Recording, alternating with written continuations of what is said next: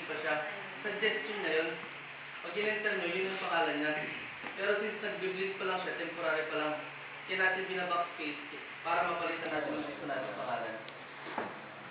Pwede naman kasi na hindi lang pangalan na gamitin mo.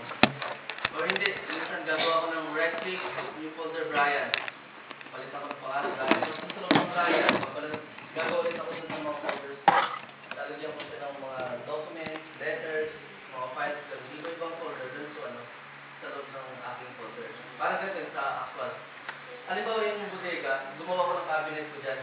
Yung cabinet ko na yun, igagawan ko ng divider. Yan. Pwede yun. Pwede yun dyan. Okay. Ngayon, kung titignan natin, yung may documents, ay may mga iba-ibang folder na. Katulad dito, may folder dito si Ma'am Gisela, pero hindi naman din.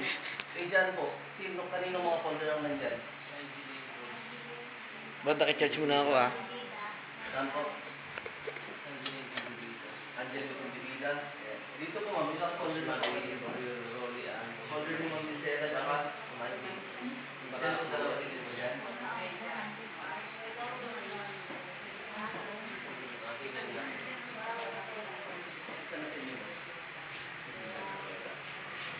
Okay. Sige, ilapit ka muna ka dyan. Exit. Close nyo lang yung may document. Okay. Naklas yung may document.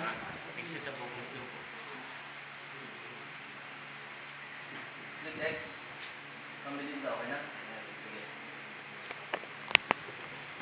Pasok nga kayo.